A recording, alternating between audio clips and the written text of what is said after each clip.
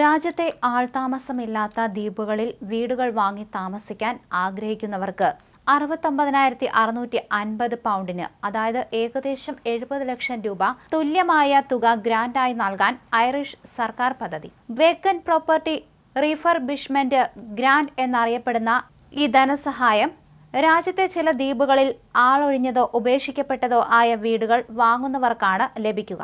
ദ്വീപുകളിൽ ജനസംഖ്യ വർദ്ധിപ്പിക്കുക എന്നതാണ് ഈ ഒരു പദ്ധതിയുടെ ഉദ്ദേശവും. അതോടൊപ്പം തന്നെ അടിസ്ഥാന സൗകര്യ വികസനവും വിദ്യാഭ്യാസം, ആരോഗ്യം തുടങ്ങിയ മേഖലകളുടെ വികസനവും സർക്കാർ ഇതിലൂടെ ഉന്നയിക്കുകയാണ്.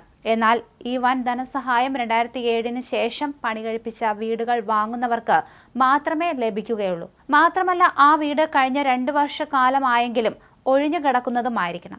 ഐറിഷ് തീരത്ത് നിന്നും മാറി ആൾതാമസം കുറഞ്ഞ 23 ദ്വീപുകളാണ് ഈ പദ്ധതിയിൽ ഉൾപ്പെടുത്തിയിരിക്കുന്നത്. 2016 കണക്കനുസരിച്ച് ഈ ദ്വീപുകളിലെല്ലാം കൂടി 2734 പേർ മാത്രമാണ് താമസിക്കുന്നത്. എന്നാൽ ഈ ധനസഹായ പദ്ധതി നിലവിൽ വന്നതിന് ശേഷം ഇവിടങ്ങളിൽ ജനസംഖ്യ വർദ്ധിക്കുന്നുണ്ട്. ഇതുവരെ കൃത്യം എത്ര പേർക്ക് ധനസഹായം നൽകി എന്നത് സർക്കാർ വെളിപ്പെടുത്തുന്നില്ലെങ്കിലും ഇതുവരെ മൊത്തം 10,000 പേർ ഇതിനായി അപേക്ഷിച്ചിട്ടുണ്ട് എന്നാണ് ലഭ്യമായ കണക്കുകൾ പറയുന്നത്.